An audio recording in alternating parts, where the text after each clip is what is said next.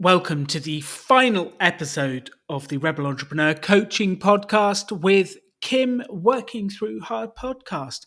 It's been many months since we've spoken to Kim. She has now launched her podcast and she is on her way. So we wanted to find out, what did she learn? What were the biggest challenges? What happened in this process of launching the podcast? Thanks for listening to this and enjoy the last episode of this season of the coaching series.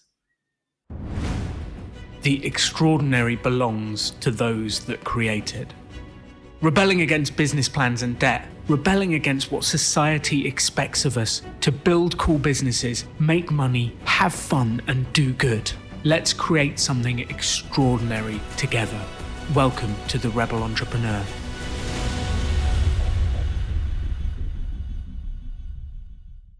So welcome back to the Rebel Entrepreneur Coaching Series, and I have back with me Kim. Welcome back to the show.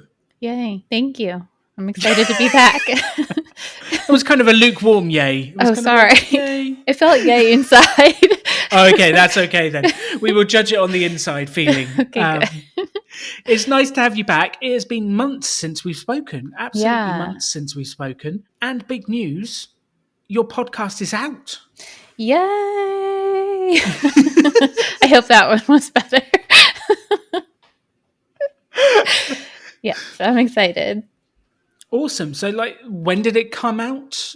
When did it launch? Where can people go to listen to it? Oh gosh, it's launched. It's been kind of a whirlwind the last few months. I think it launched in October, beginning of October. Okay, we're now November, so it's been like 6 weeks, 5-6 weeks since it came out. Yes, there's 3 episodes out so far. I've been releasing one every 2 weeks. It's on Spotify, and I think we're working on getting it onto Apple Podcasts. I'm not in charge of that part, but we're working on that piece. And it's called the Feminine Freedom Coach Podcast. Awesome.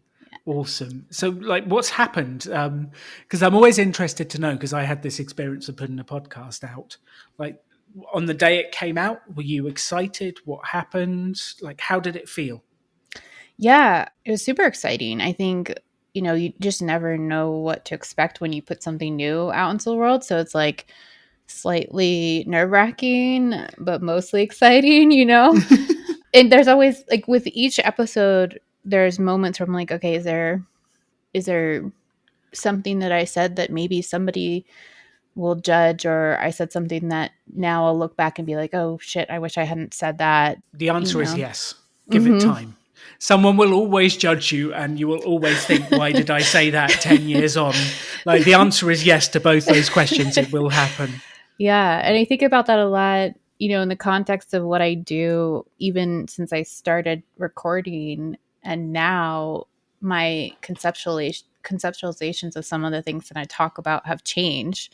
So it's kind of wild to even just because of the lapse in time between when I started and when it's actually being, posted, there's changes. And I think about cancel culture at, the extreme worst possibility. Oh shit, did I say something that 10 years from now, people are going to be like, oh my God, she's so XYZ. And, but hopefully people accept that I'm a beautiful work in progress, and I will continue to grow and change and evolve as best as possible, and people will be okay with that. That's the only thing you can do is do your best. I mean, take an extreme example, Friends, the TV series. I don't know if you've ever watched any of that back since, but there are so many moments where you go, given what we know now, this was funny in the 90s, but whoa, did you really say that? Yeah. And they were doing the best they could with what they knew, and they did what they could. And we're all doing what we can, but you're right. Maybe in 10 years time, we'll look back and go, did I really believe that? Yes, totally. Yeah. There's so much. Yeah, there's something about Mary. I don't know if you've watched that one, but that's the one that I watched back recently. I was like, oh, my, how did we watch this and think it was okay? Was like one of my favorite films when I was younger. It was Right? hilarious, but I've not rewatched it with my modern, like my new lenses. I Oh don't my know how to gosh. say it, but my new way of thinking. You'll Some movies age well. Some movies, right.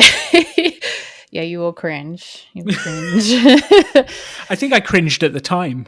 That's true. It is like a cringeworthy to begin with, but add 10 years, or wait, I guess it's more than 10 years now. That's terrifying. Yeah. Anyhow. So, what's your advice to people who feel these feelings of like putting it out there? How do you get past it to actually get your podcast out there, get your work out there? Because I think every entrepreneur feels it, whether it's a podcast, a blog, launching a product. Like, what if I get judged? Is a standard thought, and of course the answer is you will get judged. But like, how do you get over it? I mean, part of it is like the recognition that the people that are saying the most edgy things are the ones that get the most attention. So recognizing that if you say something that's meaningful, even if it's not beneficial 10 years from now, right now, it might be important for people to hear because it is on the leading edge of change. For me, that's in a good way as opposed to like in an offensive way. And I think also just understanding that we are all a work in progress and we're doing the best that we can. And if you're putting something out there that feels important and is going to be meaningful for people in their growth, then it is what it is. It's important. It's important now. I think I remember years ago reading something from Tim Ferriss saying that if you don't offend someone, you're probably not doing any good in the world. Because Yeah. if you deliver a vanilla, bland message in the middle, it's not going to offend anyone, but it won't actually do any good either. And someone is always going to get offended. And Yes. you're right, the people who get the most attention are the ones that normally say the craziest, bat, mad stuff. Yeah. And I don't think we're anywhere on that scale because we're actually conscious. I don't want to offend people, but I do want to help them. And sometimes you have to, like the beliefs and things that are holding people back from making progress. If you challenge those beliefs, you will offend some, but you will free some. Yeah. And it's really quite interesting, like that balance of how far do you push it to go through those things. Totally. Like one of my coaches would say like your content is meant to trigger people. Like you can't grow unless you're triggered. If you're not on the edge of your comfort zone, you can't move forward. So I kind of think of it that way. Like I'm supposed to trigger people, but in a good way. That's kind of how I see my job as well. And the expression that I use is everything you want is outside your comfort zone. Otherwise, you'd already have it. So, like, it's my job to push you outside your comfort zone, which by definition means you will be uncomfortable with what I am saying. Yeah. Otherwise, if you're not uncomfortable at least a few times, we haven't made progress. Yeah. Yeah. And I notice like if I say something that is a little bit more, what's the word, affirmative, maybe on the edge of what is known or pushing people to grow, I'll watch my follower count go down on Instagram because it does offend people, but the people that are in the right place, to work with me and the ones that are going to, really receive it, they're going to stay my audience. So you do lose an audience sometimes when you say things that are important. I think the key there is remembering we're not in it to make friends. We're not in it to please everyone. Because by definition, you can't please everyone because we're all different. There's always going to be people in different places. But it's not nice. I don't know about you. Whenever I get like my mailing list has grown dramatically for the blog and different things. And you always see each week there's like, 50 people have unregistered Yeah, or it's like not pleasant. it's No. like, what did I do? What did I do? And Yeah, like, it feels horrible. But then you go, well, 100 signed up. So, yeah.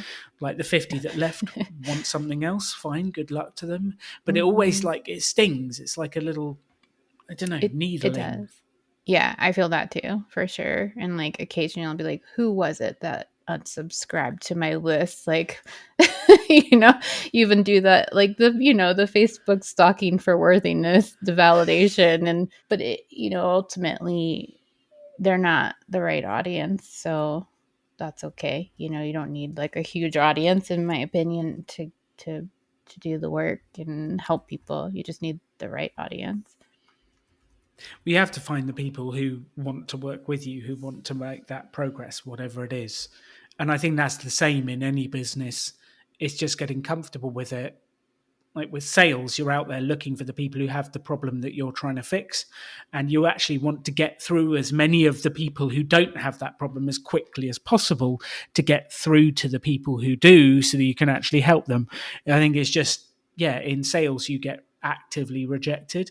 In what we're doing, you see people leave your platform or do this. It's kind of like an active rejection that stings a little bit. I've never really got over that. I just deal with it and kind of feel a Yeah. bit grumpy for 10 minutes and then move on with life. I just try not to look at it. I mean, Yeah. everybody else Mhm. that I've talked to about this is the same way. Like if that's what you pay attention to, you're gonna feel pretty crappy. So yeah, I just don't look. Yes, MailChimp sends me an email saying how many people have joined my list and how many people have left my list. And most of the time, I just delete it. But every now and again, I click on it and read it. And then, yeah, it never leaves me feeling happier. If you're listening to this, MailChimp, can you write something that leaves me feeling happier? We need like an option for, do we want to know how many people unsubscribed, or we only want to know how many people subscribe? Yeah, that's a little too much for me too. So, what's been your experience? Because the podcast's been out 6 weeks, you've released 3 episodes. Has anything come from it? Have you got messages back? I had that experience where I'd been doing the podcast for 2.5 years, and then we had a change where Choose FI weren't going to support it anymore. And I did that podcast episode going, are any of you out there listening? Please send me a message. Because I felt like I was putting it out there. And thankfully, a lot of incredible people who listened to the podcast messaged and said, yes, we listen, keep going. And thank you for that. I love you for replying to people out there. But there is a moment of like, you've put it out there and black holeness can happen. Have you had that? What's happened? How do you feel about the first 3 episodes going out? Yes to black holeness. I'm pretty used to that at this point because I've been doing Instagram content creation for a couple years now. So I'm pretty accustomed to that feeling of like putting something out there and not knowing if anybody has looked at it at all. And like sometimes I almost prefer it that way because then I don't have to think about people's judgment, and potential reactions. It's like, oh, just put it out there. And so sometimes it surprises me when people tell me that they like read my email or I'm like, oh, well, that's nice. Good to know. So I have had a few people, clients and friends say that they've listened, and that's been really nice. I haven't had any negative criticism, only positive feedback, and yeah, not too much yet.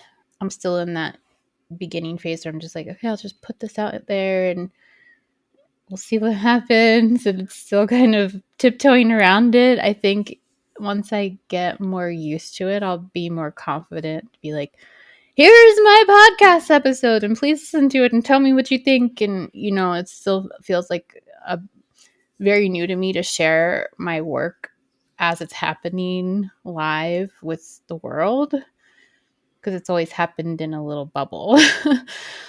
So I promote it on my Instagram and my email list. But I haven't been super active about asking people to listen to it directly or being pushy with my ask for people to pay attention as of yet.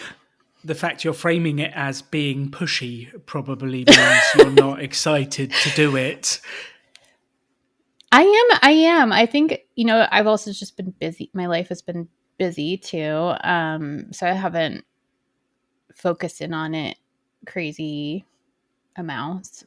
But I am excited that it's out there. I'm just still in that phase where it feels like it's my baby, and I'm not sure how comfortable I am having everybody in the world listen to it, I guess, you know? I want them to, and I want it to go well. No matter how hard you try, not everyone in the world will listen to it. There's like 7 billion people, and I've been trying very hard. I have not got 7 billion listeners yet. Yeah, that's the true story. No, I am excited. I guess I'm not there yet. I know I will. I'll get there. I'll get comfortable and I'll be like, yeah, check out this one. It's awesome. And feel really super comfortable talking about it. It's just like, it's still new. Yes, definitely. And a thought for you as we're talking about this, I did a podcast for someone else's show, Business Without Bullshit, earlier today. And they asked me the question, what advice would you give to your younger self? And the advice that, like, I'd had the questions in advance, so I was able to think about it, was go out there harder and faster and bigger, putting it out into the world. Because when I first launched Rebel Business School, which was pop up business school back then, I sold one, I did it, and then like I waited a long time to see if it worked before going and selling another one. And like I only did two, I think, in the first year, and then six in the second year, and it was a very slow build. And I didn't go out there selling it, pushing it, making it happen. And if I had, it would have been, we would have got a lot further, Mm. a lot quicker, but I didn't do it. So my advice to my younger self was put yourself out there. The worst that happens was you get rejected. The worst that happens is people are a bit grumpy at you for saying something you didn't mean. Just like you've got nothing to lose. Put yourself out there. Go out faster and harder. And I say this to a lot of people who are launching businesses, like make 10 times the sales calls, spread 10 times the message, get out there 10 times bigger than you think you would. That would be my advice for my younger self, would be to go out bigger. I wonder how that fits with what you've just said. Yeah, I think in terms of confidence, because it's something that, I mean, I haven't put a ton of attention to putting it out there. And in terms of confidence, and I know that it will build, right? Like I know that this is just like imposter syndrome that will pass once I get more comfortable with it being out there and just with time. I don't know. Yeah. More positive feedback, you know? But What I has also to feel like happen for you to feel comfortable? I don't know. I do think part of it is just time, like just having it out there and me personally without other people's input, just being okay with it, and then maybe having some more positive feedback would help as well. And then I think also just, you know, I've been busy in other pieces of my business and navigating all of that, and also working on scaling back big time in terms of the amount that I'm working altogether. So part of me wants to like put lots of time and energy into podcast launching and other things, and then part of me just wants to be like, okay, I'm working between the hours that my kids are, you know, at school, and that's it, and I'm gonna, you know, make it an easy day. So it's a combination of all those things and kind of balancing everything. Yeah, that makes complete sense because you do have competing sort of priorities. I have that. There's so many things I want to do and could do, but like I also want to spend time with Katie and go running to look after my health and do this and do that. Yeah. And it's like, where are you going to spend your time? So, how overall is the business doing? How are you doing overall with the business? Is it going in the way you want it to go? Is it? Yeah, it's going super well. I made big changes over the last, I don't know, 6 months, 8 months, something like that. I hired 5 new people to work for my psychotherapy practice in the last few months. And Wow. yeah, so I'm changing a lot so that I can scale back my hours for one on one work. And I launched a membership program in the last week. So, and I also took a month off of work. So it's been busy, you know, but it's going really well. I feel like I was able to restructure my business, so I really don't have to work in terms of seeing clients myself if I don't want to. And now everything feels very much like it's my choice. Like I can choose whether I want to do a membership program or want to do nothing in terms of more work or just manage my, psychotherapy business or see some one-on-one clients, but have them be super aligned or focus on a podcast or, it's going really well. Excellent. I love it. Thanks. And how was the launch? Is that where your time and promotion went? Most of my time went to not working for the last month. The launch went well. It's fine. I mean, I didn't know what to expect, and I've invited a lot of my previous clients to be there for free to start, so I can kind of like get it going and enjoy it because I know I like these people and in working with them. I have a few paid people on there, and then we'll see how it unfolds. I have no idea. Awesome. A mini experiment. I love Yes, it. definitely an experiment for sure.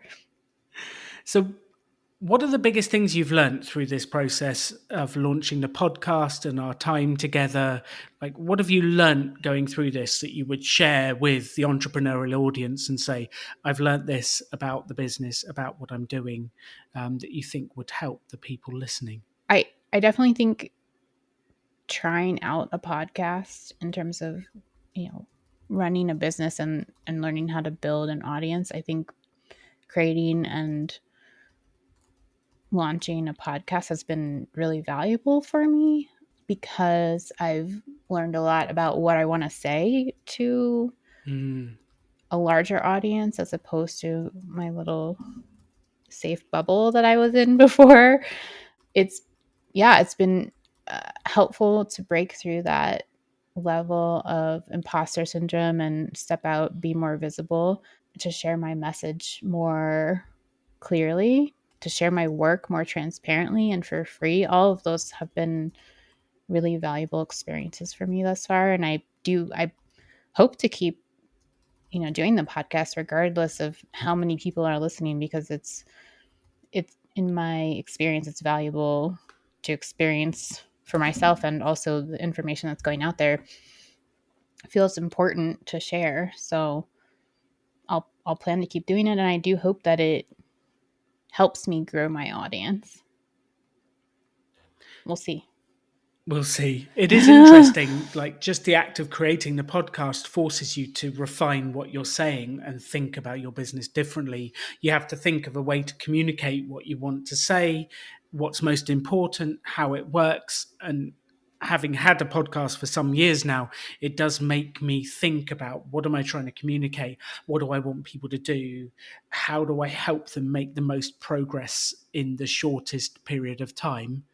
And I think what you've just said about just launching the podcast has helped you to refine those ideas.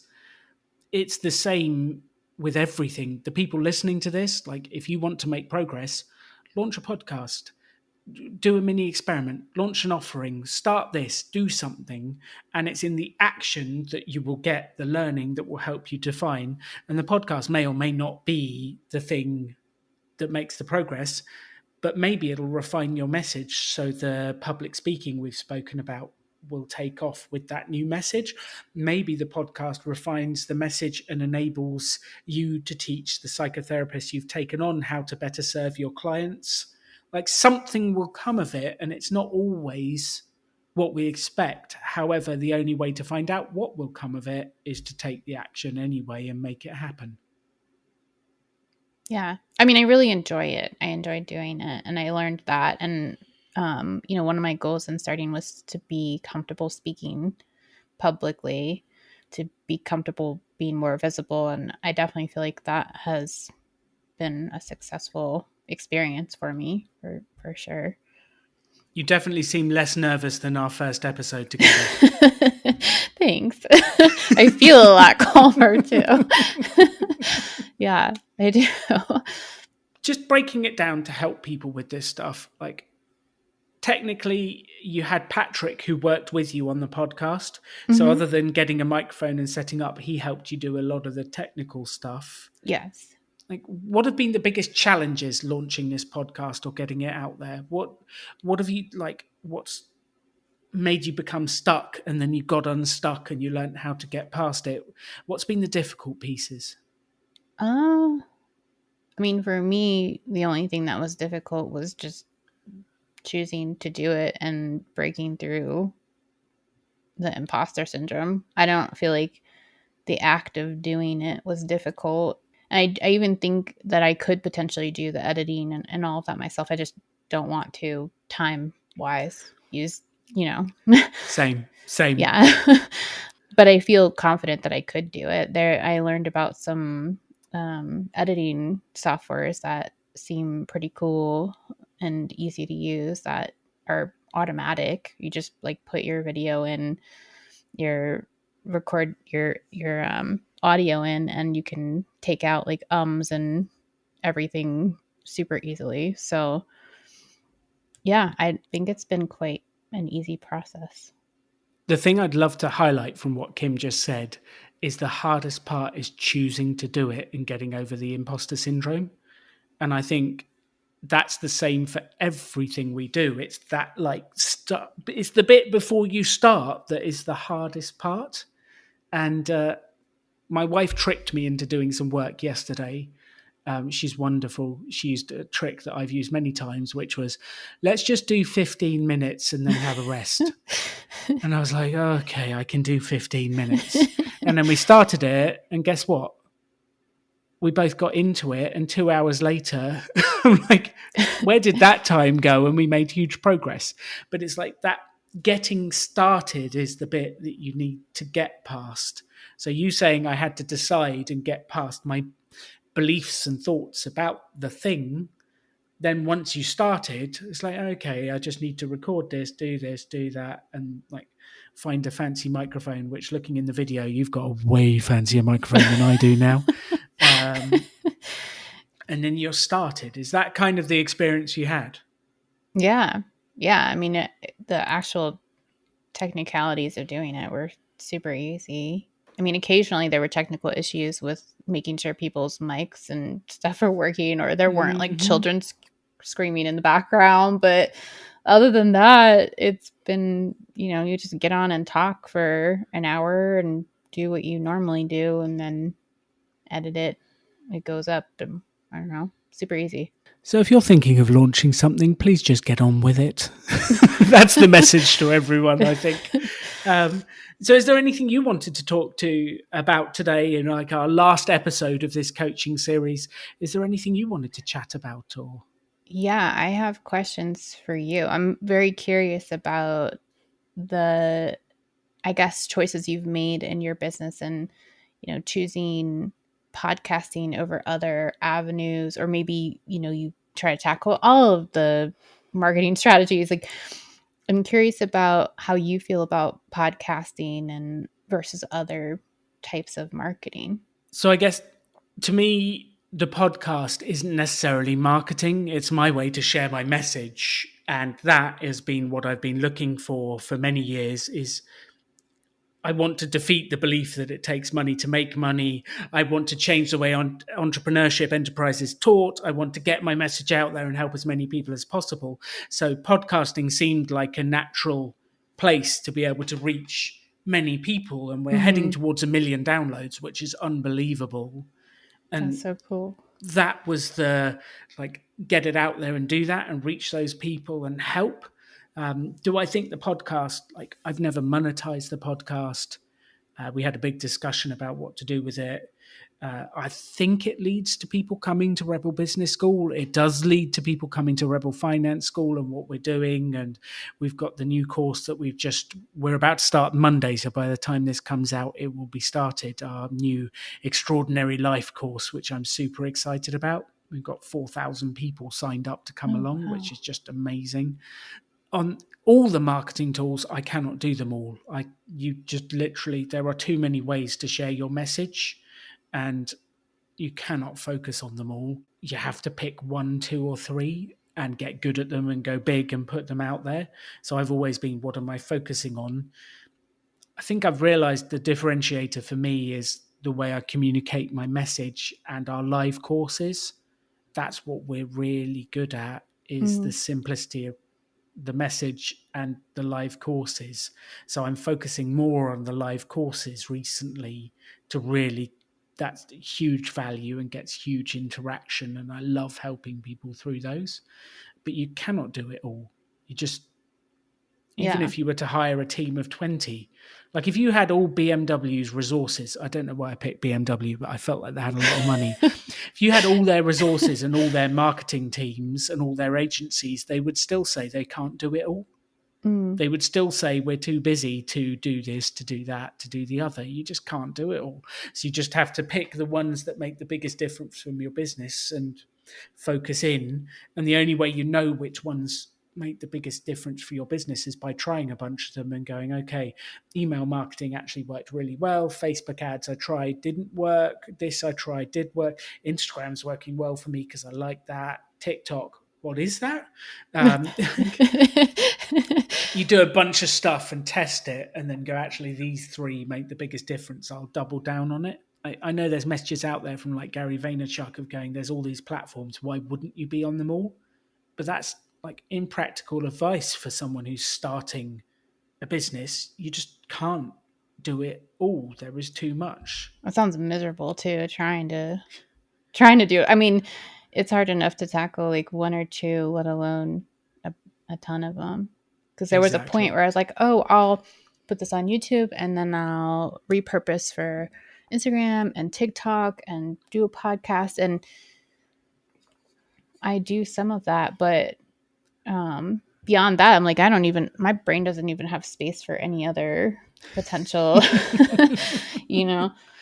So I guess I was curious because, for me, I've been in that exploration process of figuring out where I want to spend my energy in terms of getting the message out there. And to me, that's like synonymous with marketing.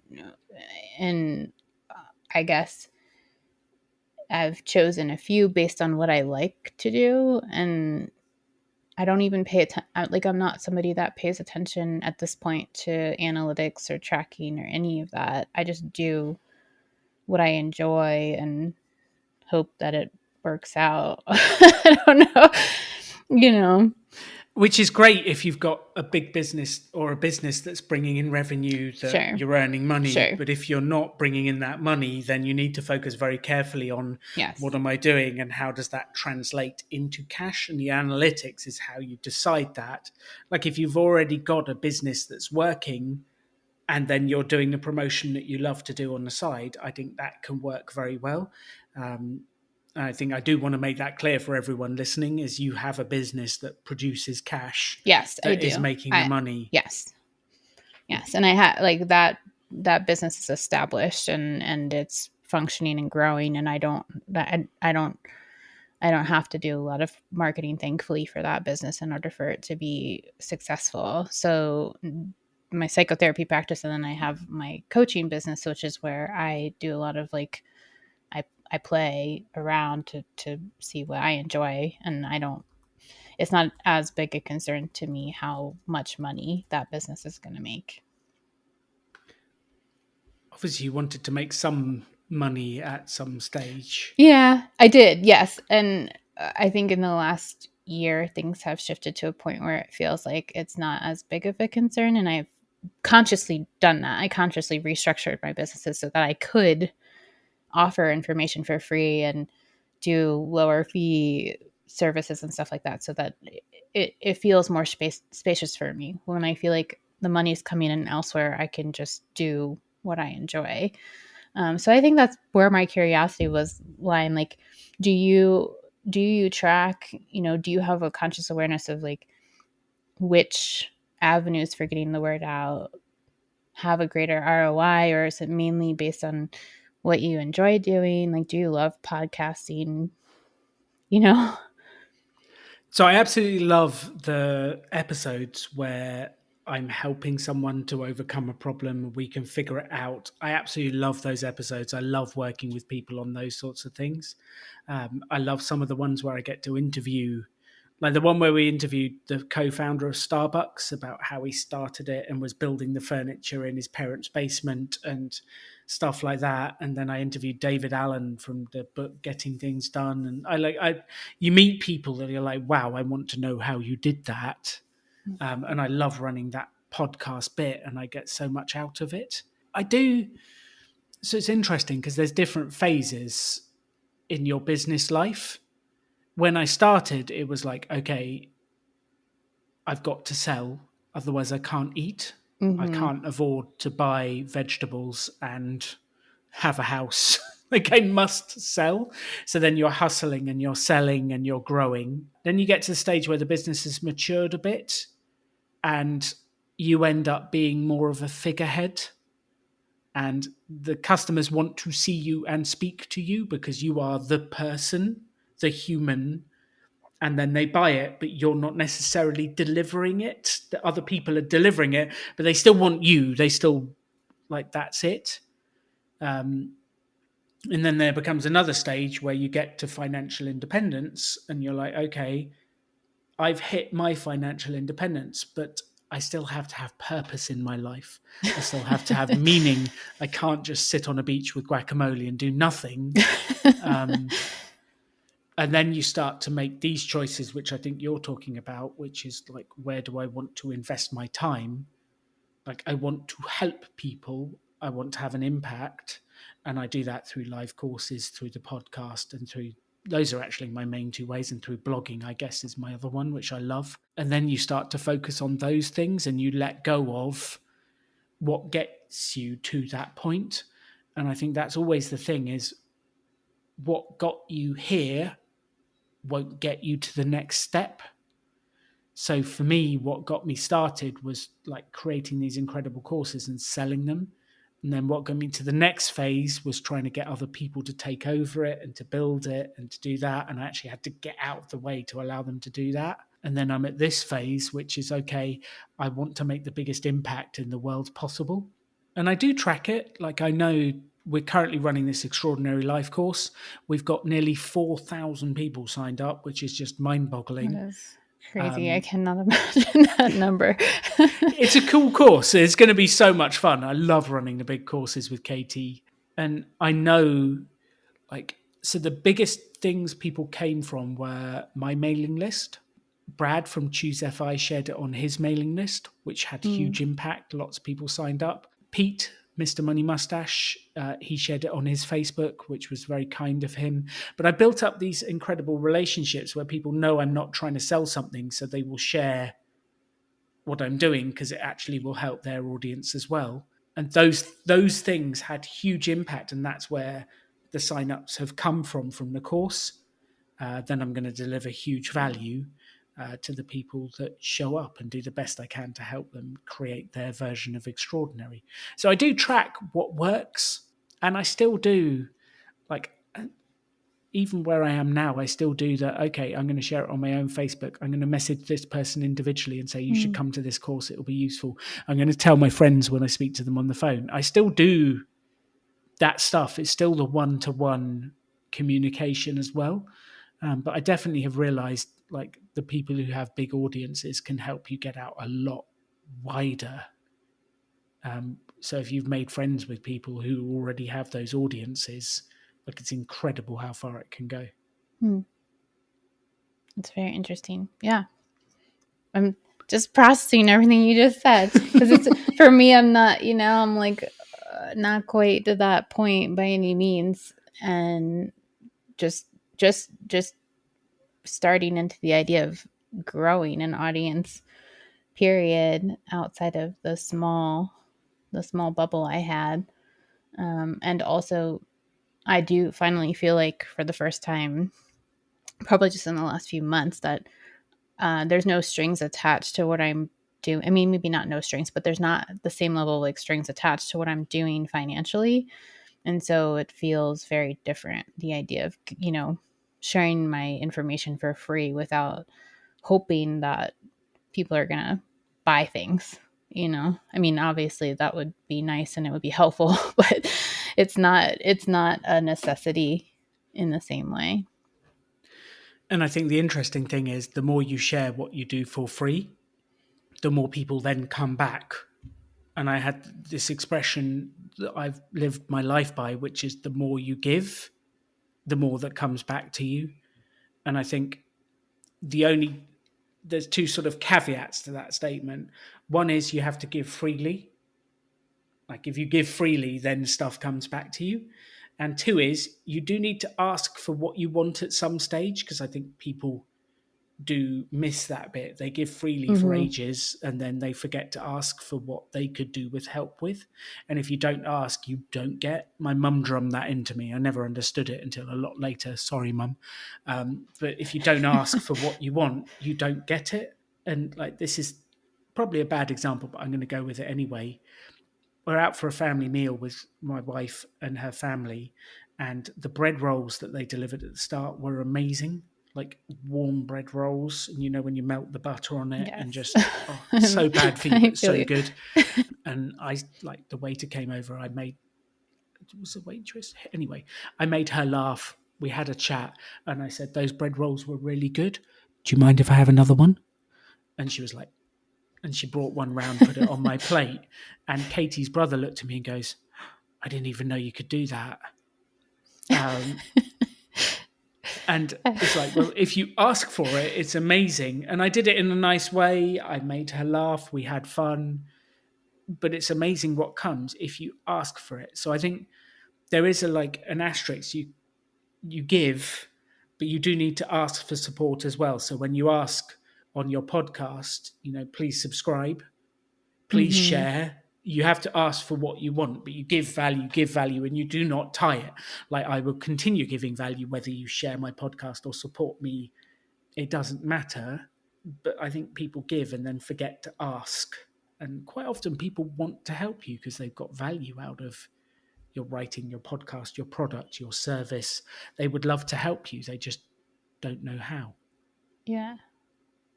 That's very, very helpful to hear.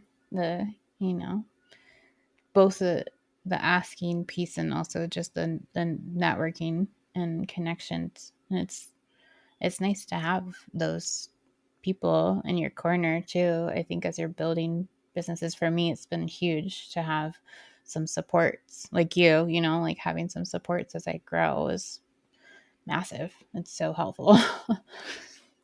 Yeah, and people genuinely want to help. And I think I had incredible people who helped me along the way. Some of them don't even know I exist because they helped me through their books or their blogs or their podcast. Some people do know I exist because I directly spoke to them and they gave their time very graciously.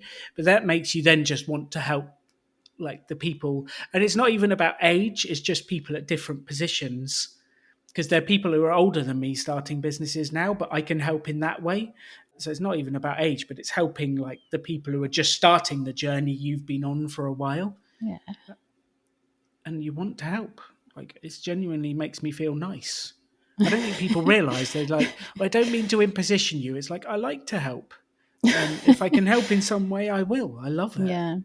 Yeah. But I mean, for me, that has shifted a lot in terms of my availability to be able to help has shifted a lot over the course of where my business has been. So even just I think I had a big guard for a while when I was in that hustle place because I didn't have the space No. to fully, help. But now I'm like I email back and forth with people all the time in a way that I wouldn't have 5 years ago because I just didn't have the space and time. So yeah, it's been really nice to get to this place and feel like, oh, I have the energy and I don't have that big guard up anymore and I can connect with people more. And it's just really lovely. And Alan genuinely does want to help, just so you guys know. It's true. Yeah, it's not all just a facade. I would also say that even when you were in that hustle phase, selling the psychotherapy sessions and helping Mm-hmm. people, you were still helping people in those sessions. Your Totally. your work was just focused. Like, if you want help, here is how it One to works, and one. this is Yeah. what I'm doing. The same when I was at that stage, I was selling Rebel Business Schools, and it's like, come to a Rebel Business School, and I will help you. Yeah. Like, I'm still doing it. It's just slightly different, and I didn't have, and I still don't. If you've emailed me and I've never replied, I apologize. I still don't. I cannot keep up with the volume of Mm. emails. I cannot keep up with the volume of the stuff. I do what I can, but yeah, I help in my own way and give what I can in space. I give with the podcast. I give with the live courses. then I go off and do other stuff like running along the beach with Katie, because that's what I love to do with my free time. So I think you still were helping in that phase. And I think it's important to Mhm. remember that. And I think to everyone listening to this, your business is helping people.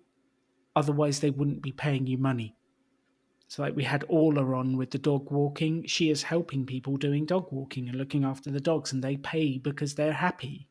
And she might think, well, I'm not giving away my time. You don't have to. Your business is still doing it. I don't care what business, a cupcake business makes people happy because you give them cupcakes. You are still helping people.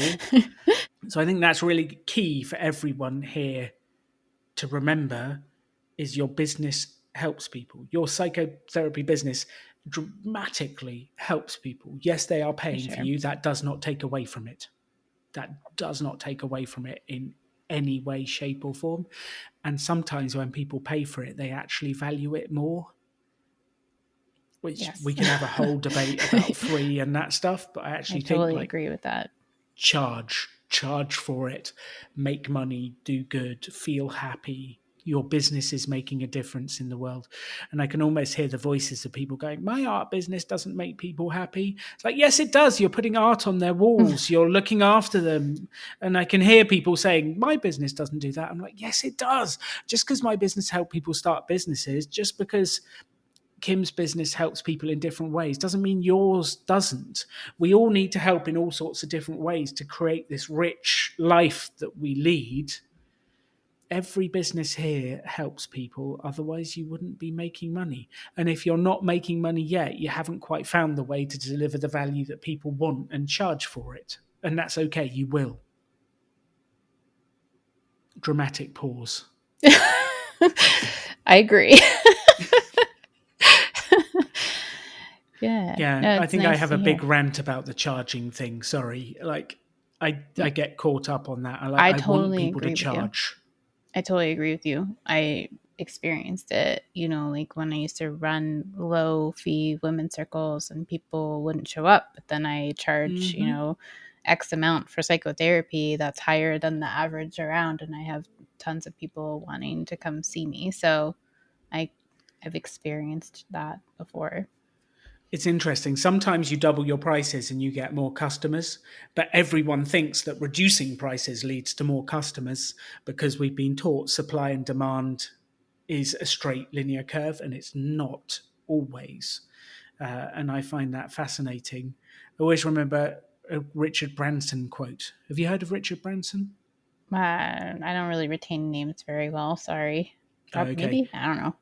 He built Virgin, like the brand Virgin, so the airlines and the Oh, okay. records, and he's like, anyway, famous British entrepreneur that I was thinking no American might have heard of. Um, Even if I had, I wouldn't remember. but he always said there is always room in the market for the best in the world, and I thought that was really interesting. That it doesn't Mm, matter if it's a crowded marketplace; people are willing to pay if it's awesome. So if you deliver an awesome dog walking service, if you deliver an awesome photography service that's just so much better, there is always room in the market for something that is the best, is better. that's so good. I love that. Yeah, I didn't even come up with it. I wish I had. I like your explanation of it as Yeah, well. learn from others. Yeah. So this has been incredibly fun. Where are you going next, Kim? With what are you doing next? Where are you going next? What's the plans from here? Yeah, we'll continue to work on this membership program, which is a lower fee, wider, larger, larger program than I've done before. I used to and still do a lot more like high ticket, one to one or group programs. So now I have like a wide range of possibilities for clients, which I'm really excited about. And in terms of the podcast, I we'll see if I'm navigating the balance between how many hours do I want to work and how do I want to spend the energy and time that I do have working. But I really enjoyed it, so I will probably do a second season at some point. Yeah, and keep growing, keep putting stuff out there and helping women tap into their power, hopefully. I love that. I love that. So if you're listening to now, please do give Kim's podcast a listen at Feminine Freedom Podcast, and you can find it on Spotify at the moment. Patrick, if you're listening to this, get it on Apple. Why haven't you done it yet? Come on, man. And yeah, thank you for coming back on the podcast so many months later and sharing what you're up to. We love hearing from you. And if there's anything we can do to support you, let us know. We always want to help. Thanks. It's my pleasure. It's been hugely helpful for me to go through this process with you. So I'm just very, very grateful. Oh, thank you. And the closing message for everyone listening to the podcast is the hardest part is getting going. The hardest part is getting to start, making the decision, actually taking that first step, doing it. You probably have 10 ideas that you've not started. You probably have a bunch of things you just haven't quite got going. You're in your business right now and you've launched the mini experiment, but you know there's that next thing that you want to do to make it go further. The hardest part is starting. So use a trick like my wife used on me that works so well, and tell yourself you're going to do 15 minutes of it and give yourself an out. Start the thing and go out there and do it. That's the advice I wish I'd got harder when I was younger, was just start and put it out there. You can think about it forever. And if you're an overthinker, such as my lovely business partner, Simon, it can paralyze you. You have to start. So please stop listening to me now and go and start. You rock. Go out there and make extraordinary happen for you. You can have any life you want to. Choose to build something cool. Choose to take action. Choose to work to make your dreams become reality. Stand out. Be different. Be yourself. Be a rebel entrepreneur.